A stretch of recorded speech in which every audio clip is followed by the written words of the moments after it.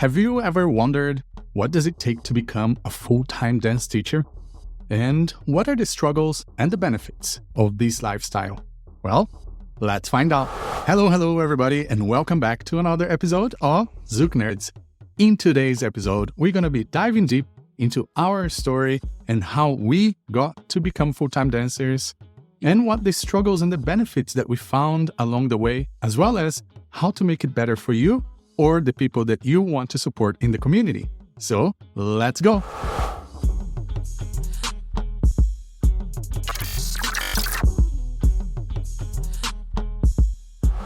Hello everybody, and welcome back to another episode of Zouk Nerds. Today we're here joining you with our co-hosts Gui Prada. Hello people again. And Adayl Iost. Hello humans. Happy another week for us. Awesome. One more. Exactly. So let's get into it. My name is Alisson, and today we're going to be talking about becoming a full-time dancer, which is something that we get asked so much from a lot of people in the community, whether they want to become a full-time dancer or just have some curiosity about the struggles, the fears, or also the benefits and the exciting parts.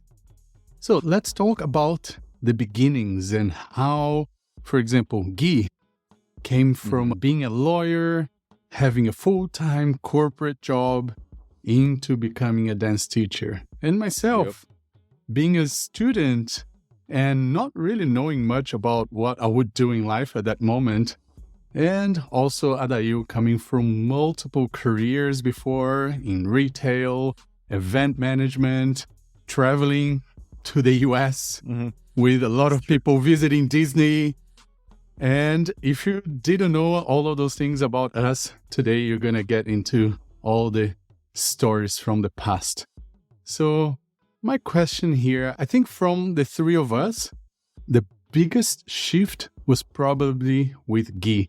So let's start with you, Gui. How did that go for you, and what were the fears and excitement of coming from a law firm and working with these big clients and big business into becoming a dance teacher where, a lot of the time we're just hoping that things are going to work out? Yeah. No, that's super cool because even yesterday in class, one of our students looked a little bit down and I asked her, how was your day? And she said, tough day at work. And I asked what she does, and she said that she's a doctor. And we talked a little bit about that and how her day goes and stuff. And she said, and what do you do?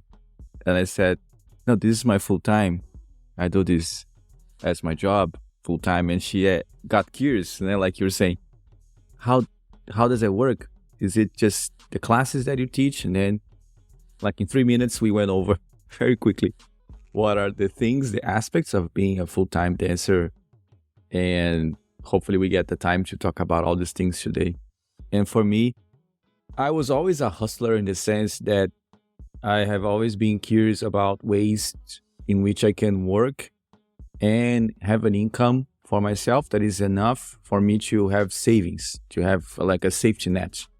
So even when I was a lawyer, I was still working on other things. So I drove Uber for a year. I had a barbecue catering service for like a year and a half or so. I did personal organizing. I would go to people's houses and organize their closets, their house, throw stuff away. So my Virgo side was really exercised back in the day.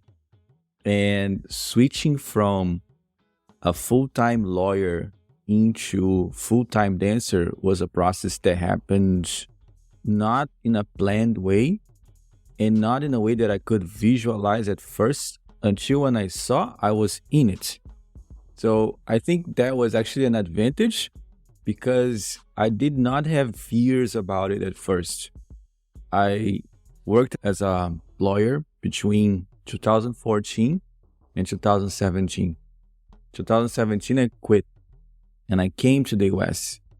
So I came to the West, and then without planning, I got the opportunity to work as a dancer. And then in the space of 9 months, I realized I was doing private lessons. I was traveling on the weekends. I was teaching during the week. So I realized, man, this is my profession now. So then is when it hit me. Like a year after I left Brazil, a year after I came to the US, that's when it hit me. Oh my God, now my money, my whole money, my entire money comes from dance. So that shift happened not before, not during, but a year after I started. So that is something that I think today was an advantage, because the anxieties that I feel today already in it were not there when I made a transition. So it was very smooth in a way. And how long were you dancing when that happened? I was dancing already for 11 years. So I started in 2006, that was 2017. So I had 11 years of dancing as my hobby for a long time.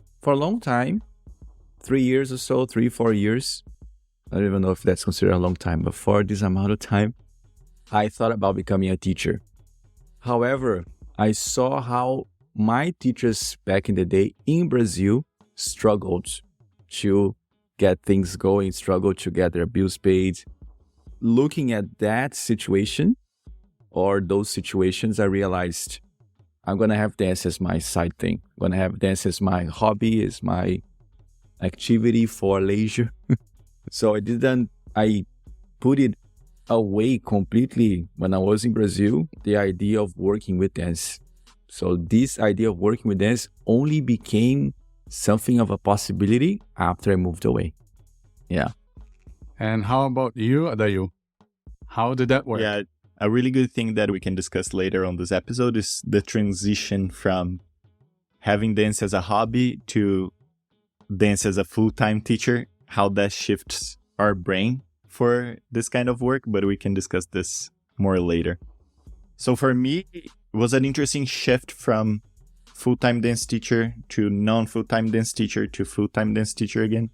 In Brazil, I worked with a dance group in Araraquara called Grupo em Balanço, and we did some work mixing Brazilian social dances, bolero, forró, samba, into contemporary dances. And we're mainly a performance group, but we also teach regular classes, and most of my income came from that. It was my primary source of income. As Gui, I also dabble with a lot of other things. I worked for 2 years of my life as a kindergarten teacher for physical education, which is fantastic, teaching 3-4 years old how to roll. Great. After that, I worked for a travel agency, as Alisson mentioned before. I worked for Forma Turismo, and I was a tour guide for Disney World for 10 years of my life. And I was bringing kids from Brazil to Disney. Wait. You were... I had no idea. You were a Disney tour guide for 10 years? Mm-hmm. Man, we gotta go to Disney together. Yes, we should. Tell me all the things. Yeah, oh my God, I have it's amazing. all the inside knowledge. Oh, wow. Sorry. Okay, move on. We will talk later. No, it's all good. And it was great to have all this experience. And it's actually what made me want to come to the US. It was one of my life dreams after I started bringing kids to the US and experiencing the American life on that side of things. And then when I moved to the US, because I had a wife at that point, we saw that not necessarily the dance money would be enough at that point for us. So then I joined the retail side of things. I worked for Target for 5 years of my life. And last year I decided to really invest on the dance career and quit Target and become a full-time dance teacher. And now here we are. What allowed you to feel confident and strong enough to make that switch last year? I was going to say mainly you, probably, but confident with the teaching first, the teaching side of things, because I was teaching regular with District Zouk, and the DJ part of it came also on top. And I feel very comfortable and good with my craft, that I was getting hired to more events. I was getting hired to do more gigs, not only in the US, but around the world. And that gave me the confidence that could be enough income that I can survive on my own. And now here we. So I think the pattern that we see here is that you got to make sure that you're always investing in multiple areas of the dance community, right? And as we spoke just before, and Gui was mentioning about multiple income streams. To me, this is the number one thing that I talk to everybody who wants to make that switch and perhaps become a part-time or full-time dancer. To make sure that while you're transitioning, you always have that safety net that is a full-time or part-time job that maybe is your previous career, until you make enough from dancing that you can actually support yourself and have some extra to put into savings, not just paying bills. Now, talking about myself, for me, everything started quite early in comparison, because I started dancing when I was about 12, 13 in terms of partner dancing. And I was doing dancing in Brazil as I was going to school. I was studying finance, accounting, management, business. And that's something that I really, really loved. But on a side note, my dream since I was a child was to be a civil engineer. Of course, it didn't happen. But I like to think that I've become sort of a dance engineer and body mechanics engineer in my own way, in terms of how I see the body, how I see structure, methods, and way that things go well together as a system. So when I was about 19, I moved to Australia, and the intention was only to go and learn English for 2.5 months with my cousin back then. And as it happened to Adayl and with Gui, because of the opportunity and because of necessity, I became a teacher. But it was something that I really never thought about doing, because of the same reasons that Gui mentioned before. The fact that, there's a lot of struggles, and back in Brazil, it just wasn't something that I felt like it could support the life that I wanted. And also, I didn't feel like there was a path for me to follow. Not at that point, at least. Maybe I was just too young to see. And then the rest is history. We're here. Now I'm in the US, but I lived in Australia for 12 years. I think the main thing that was difficult for me at the beginning was really that switch between having income from other jobs and then making the switch into dance. Because when I went to Australia, I went to study, and I was just there as an English student. And when you're an immigrant and you're a student, you just work in whatever you can outside of the school hours. So I had like 5 jobs: cleaning job, McDonald's job, housekeeping job, survey job, security job, you name it. Anything and under the sun that would give me 2 hours here, 3 hours there. On the weekends, daytime, one thing, evening, the other thing. But because I met the people in the dance community there, they started wanting to learn from me. So we began with a few private lessons. And then after a couple of months, we put a group together. And then after many more months, we started having multiple group classes. And as that income was increasing, then I was letting go of one of my 5 jobs. And then the other one, and then the other one, and then the other one. And it took me about 3 years to make the full transition. Because bear in mind, I was still a student. I didn't have a permanent visa or an artist visa or anything like that. That came 5 years later. So in my 3rd year, I became a full-time teacher And that was very scary because I was still having to pay like $300-$400 a week to study in order to stay in the country to get a visa. That was very scary, but luckily, like I said, in the 5th year, I was able to apply for a permanent residency and I was granted because of dance. So dance, again, saved my life and gave me the opportunity to be here and to be doing this. But I think another common thing between us here is that we had to leave the country in order to feel like we had that opportunity, which is quite sad, you know. But at the same time, it makes me happy because I feel like, well, I'm sharing something that I love so much from my country, from my culture, with people all over the world. And these people are so passionate and so excited about learning things from my country and from my culture. So that to me is, you know, in the end of the day, what makes me happy and understand that this lifestyle is very difficult, but is very rewarding at the same time. Yeah. I think in arts and sciences mainly in Brazil is difficult, tends to be difficult for you to make a living in the way that you think would be a comfortable one without so much hustle and struggle. So Brazil loses scientists, Brazil loses artists to anywhere abroad because abroad we will have an opportunity to make a living out of these fields. Né?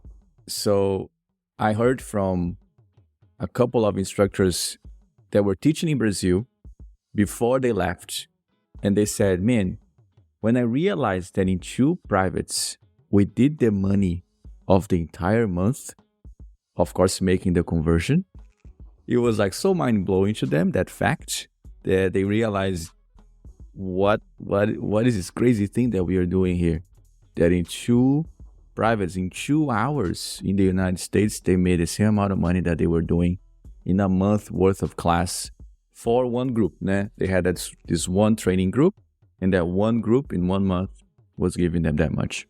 So this realization that the way that your work is rewarded abroad is incredibly higher than the way that the work is rewarded in Brazil is, like you said, it's sad in a way, because then Brazil loses talent.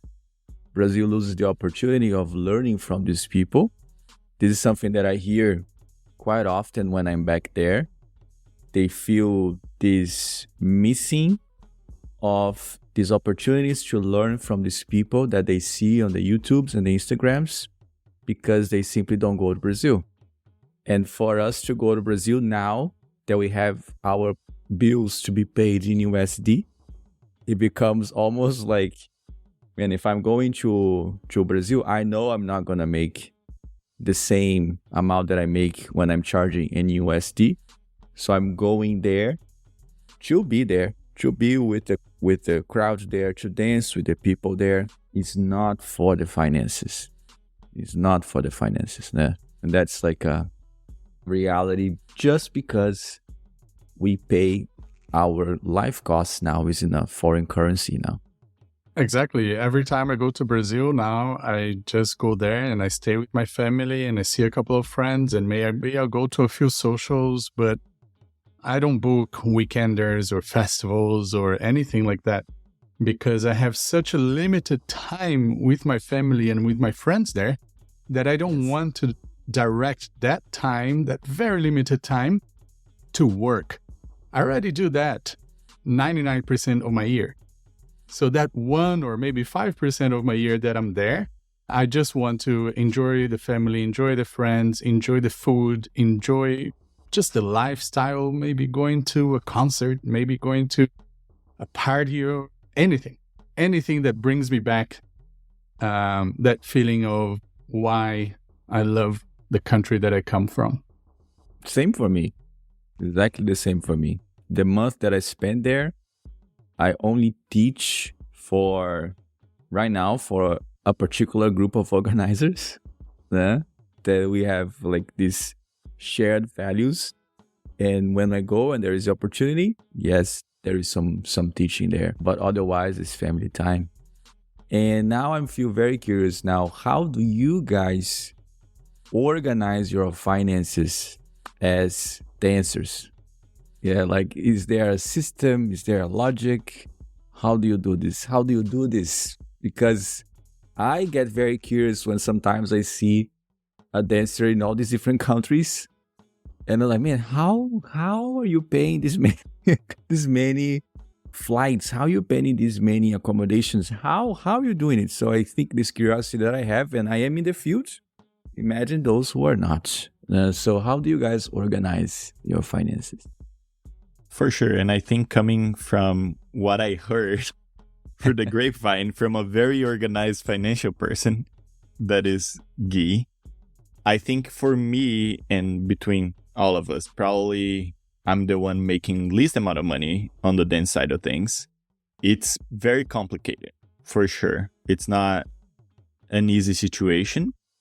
And especially now moving to a different city and not knowing how the cost of living is going to be, how the cost of everything is going to be, how I'm going to transport myself from the house to the studio, how I'm going to eat, how I'm going to shop and everything. I think it makes things a little array.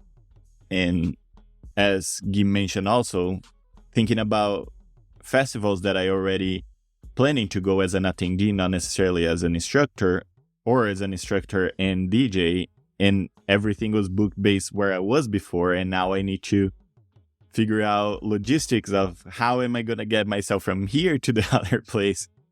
So everything has been very complicated lately. Luckily, I had some spare money for this move to happen, but I'm also very curious on now how you two organize your things. But wait, how do you organize in the sense of like what streams do you have and how do you allocate things? Or right now you don't have any system, you just like money's coming in and I'm putting in whatever needs to be put. Okay. Right now I'm just on survival mode. Every money that we can make, it goes to something that we need to spend money at. And especially because, again, moving to a different place, we don't know how things are going to be. So, for example, right now I'm still looking at a more long-term house here in Portland. So I don't know how much rent's going to be. I don't know how much, again, transportation is going to be and stuff like that. Right now, totally survival mode and figuring that out every single day of our life, which on the day of recording, the first of the month is tomorrow. So hustling is necessary. Yes. Well, for me, it has changed because for me, this has been now almost 20 years of doing this. And I think 15, 16 of this being my full time. My first 5 years, as I mentioned before, everything that I could say yes to, every little dollar, coin, lesson, opportunity that I could say yes to, I would, because I was in survival mode. I had full-time school to pay, I had visas to pay, I had all my living costs to pay. And then once I got the visa, things got a little bit better because I didn't have to pay for school anymore. But at that point, I decided with my dance partner at the time that we wanted to make things grow and we wanted really to travel and to increase our visibility in our name, which comes with a lot of cost. Because how do you do that? You need to create opportunities for yourself. You need to train harder. You need to practice harder. Back then, Zouk shows was like a must for you to be hired at any event. And to be honest, back then, you had to have 2 shows per year. So 2 full choreographies to a crazy level, costumes, shoes. So I basically used to train 40 to 50 hours a week. So that's a full-time job, just in the studio, training, creating choreography and training, and making things new. So then again, I could be making money, but I wasn't because I was investing on growing my career, growing my visibility, and getting to the next level. And it wasn't until like maybe 9 years after I was already a full-time dancer, 9 or 10 years, which is when I began to have some savings or to earn enough and work less. So then work less, I mean unpaid work less and more paid work.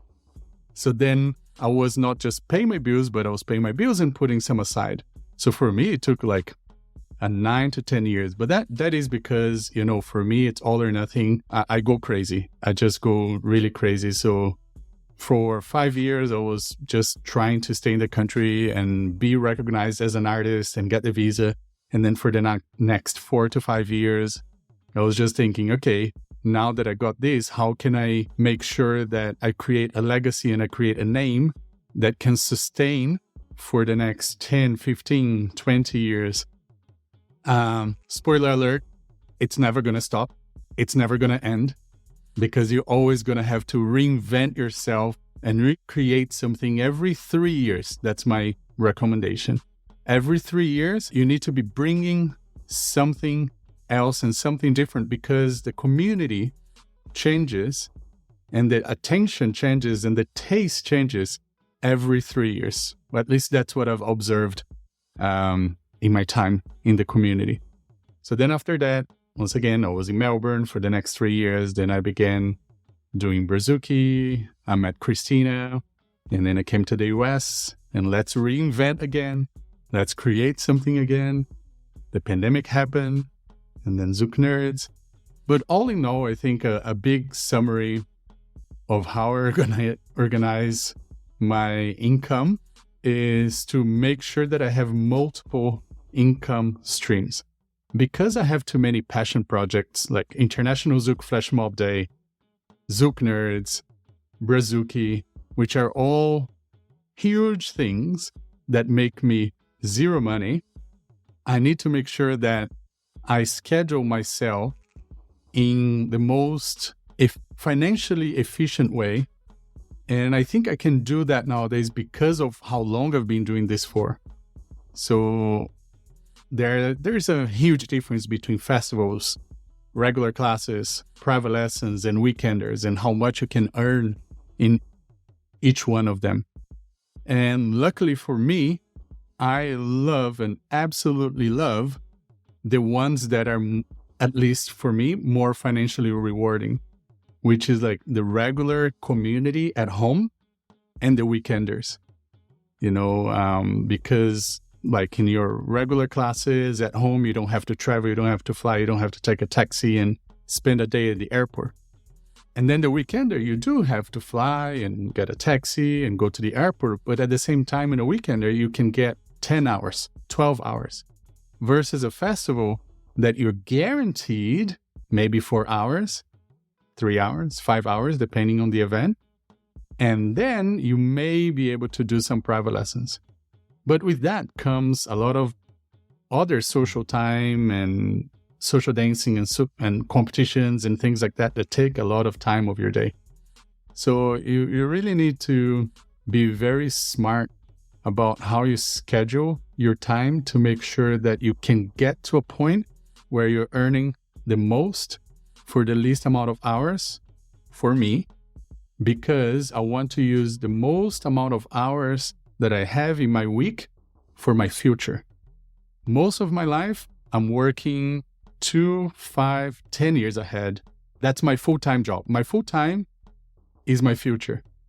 And then my part-time is my now.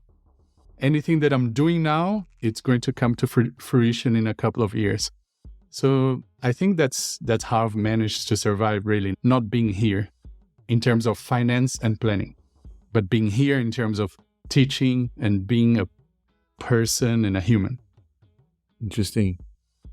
Yeah, super interesting. So you would say that you organize your finances having basically in mind having multiple streams of income.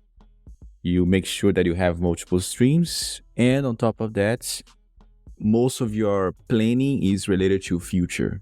So this stream, this comes in and you allocate that to these projects that you have for the next 5-10 years, something like that. Exactly. So what I earned last year, I already knew I was going to earn the previous years. What I'm earning this year, I already knew that I was going to earn. So I know what I'm going to earn next year and the following year. Of course, there's a margin there. But I know because I know how many events I want to do. I know how many classes I want to teach per week. And I know when I put that into a spreadsheet, what's that going to bring me? There's a margin of up and down.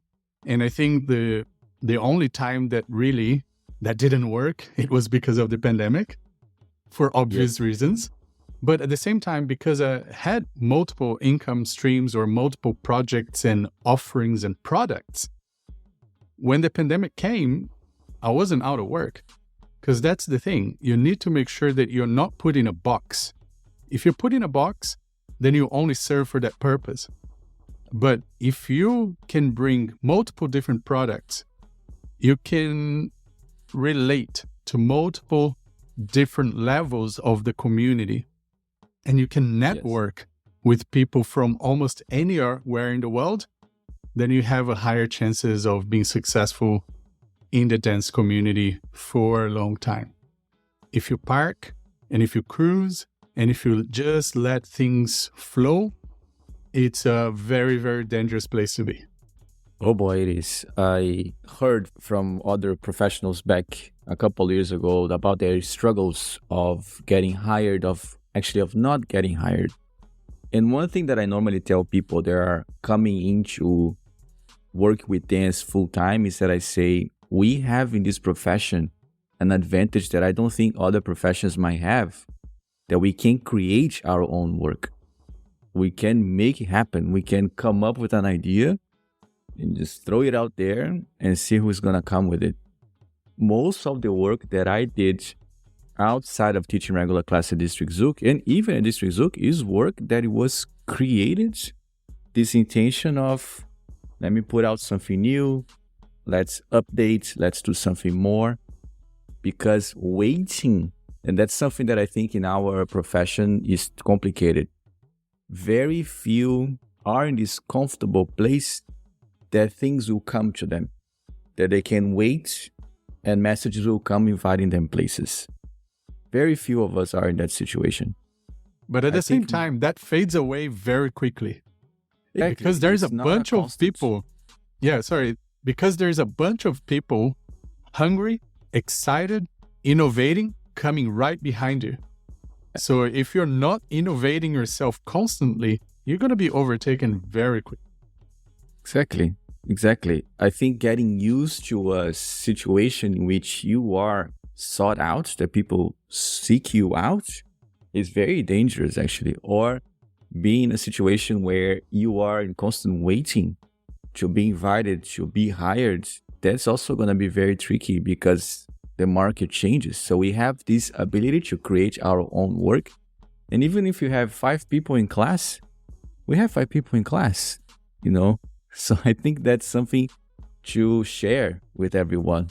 I know not everybody has this by default or, by their own desires, this entrepreneurship vibe going. However, I think talking to us, talk to us because we can give some hints of inspiration because you can create your own work. I think for me, in the way that I organize finances, it comes a lot from my upbringing, of course.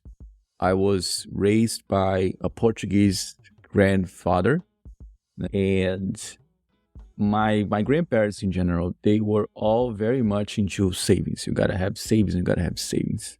So the way that I see my finances is that, let's say that I have $1,000 in my account. Once I reach $1,001, in my head, I just have $1. So that $1,000 become like something that don't exist. And once I reach $2,001, again, I just have $1. So I try not to go back.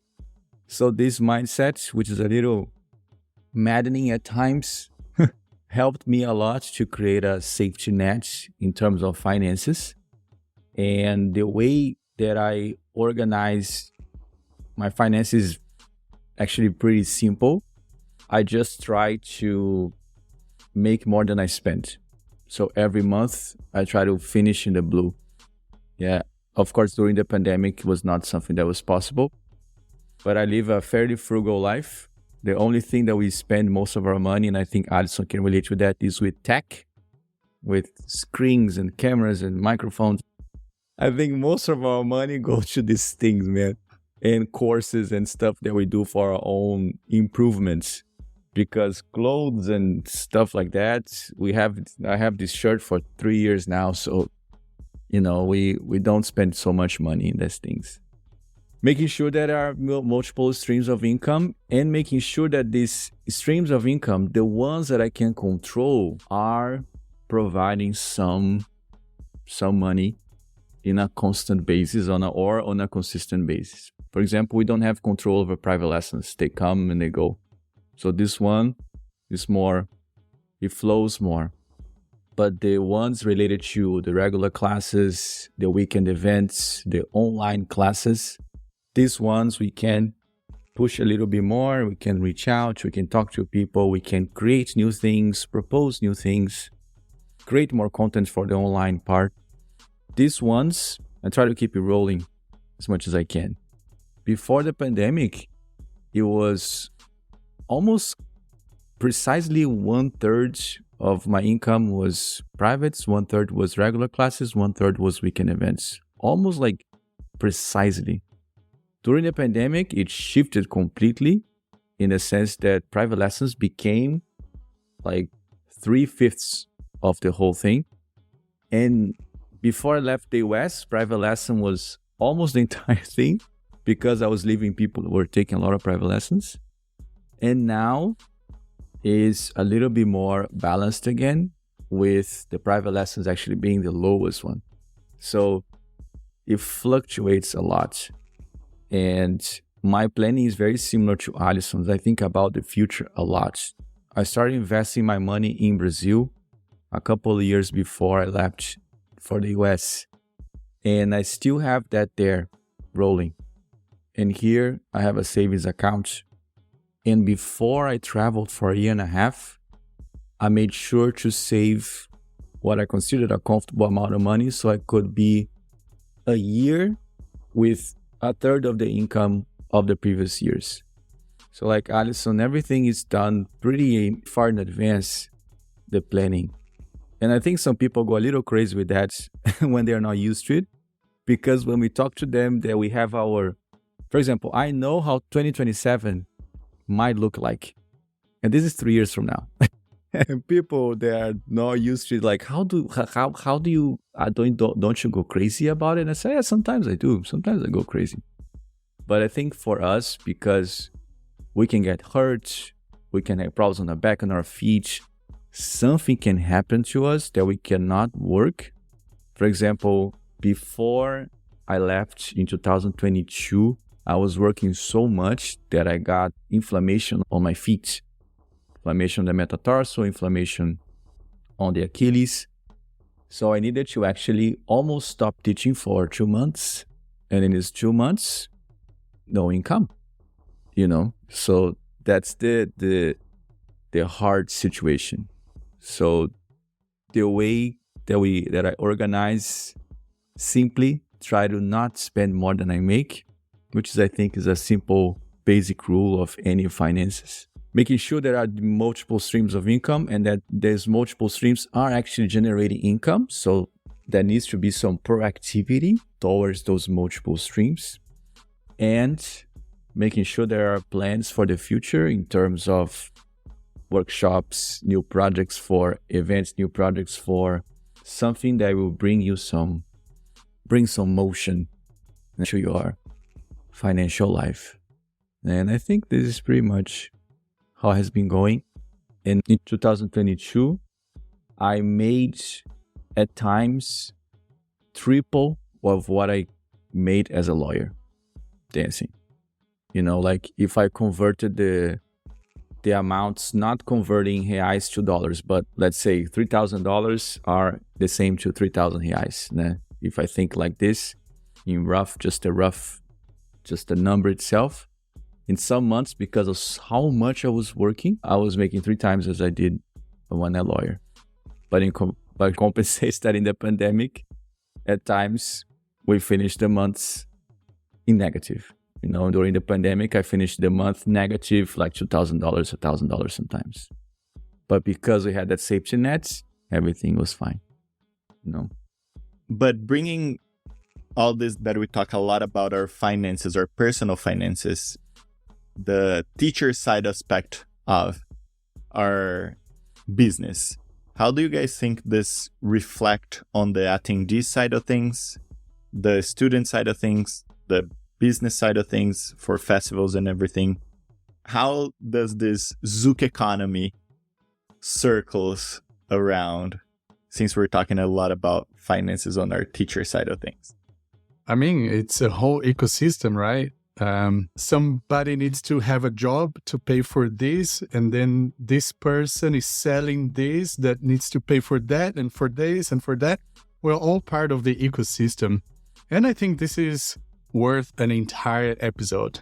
So shall we go to the next episode and talk about this dance economics, dance addictions, the FOMOs, and how do people survive in this dance world?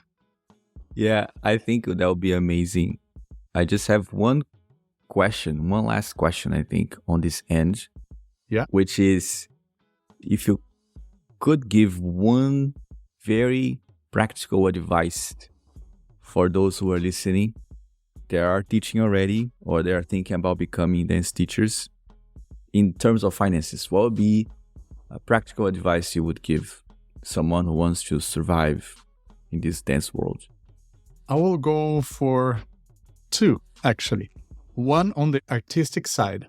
On the artistic side, make sure that you're not following the crowd. Make sure that you look at the market, you look at the industry, and you may be distracted and attracted to follow and do everything that everybody's doing. But then you're just, in my opinion, not investing on what could be something even bigger.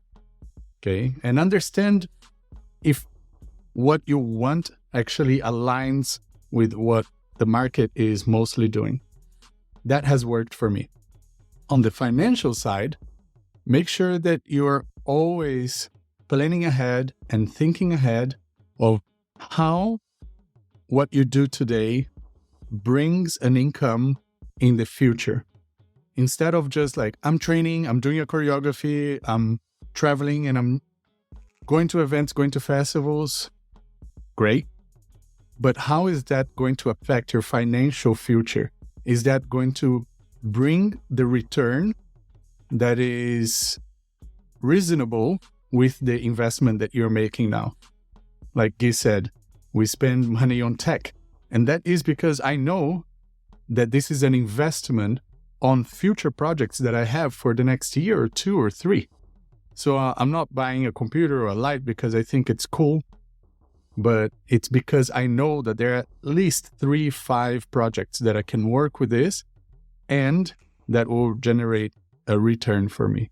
So financially building multiple safety nets and making sure that you're only spending the money, not all, we got to have fun, but most of the money in things that are investments for skills or opportunities for your future. Nice. And do you have anything for our peoples?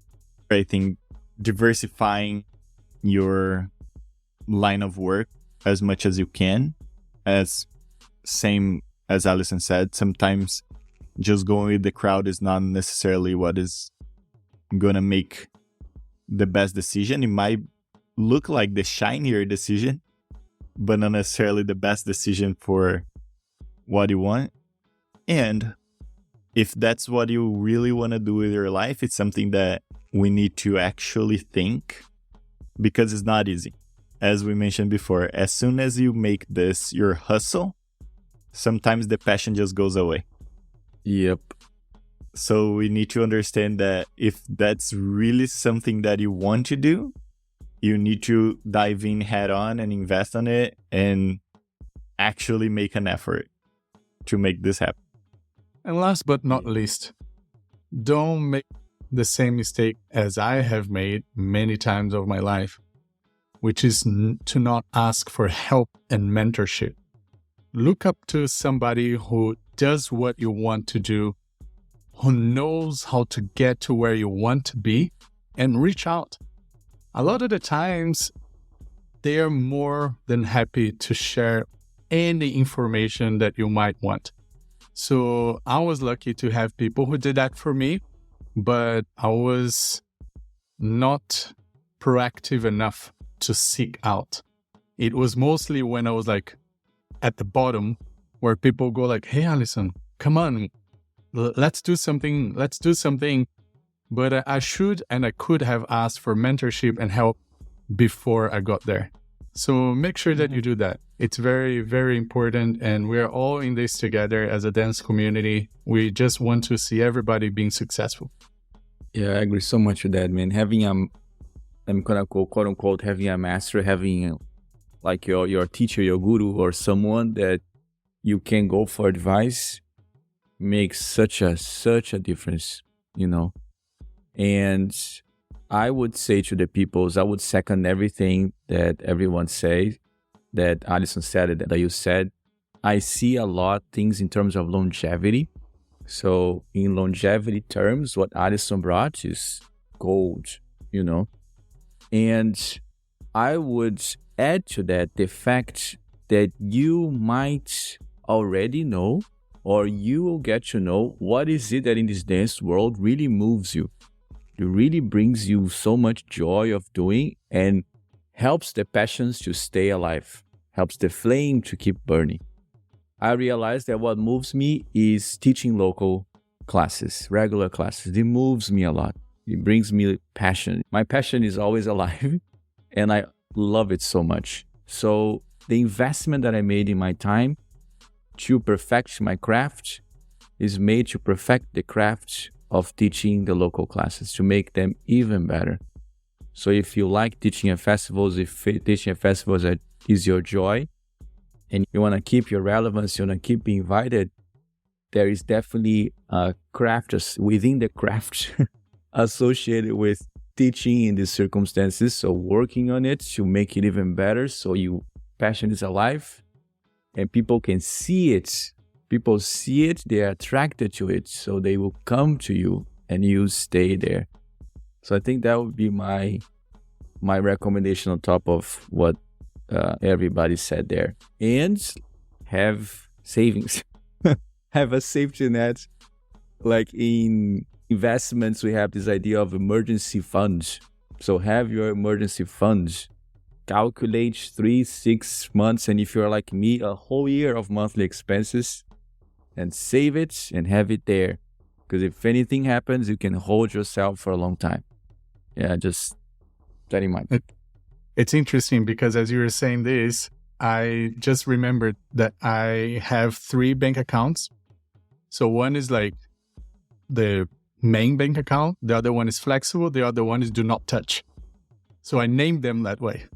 So basically every monthly income, I split them into flexible and do not touch. And the flexible is like, maybe I didn't have a good month, I can pull it out of there. But if that flexible is running out, I have to stop everything, because the do not touch, I do not touch. I cannot get into that unless it's a family or medical emergency or something like that. See, Alisson, this is the thing I wanted to know when I asked how do you organize your finances.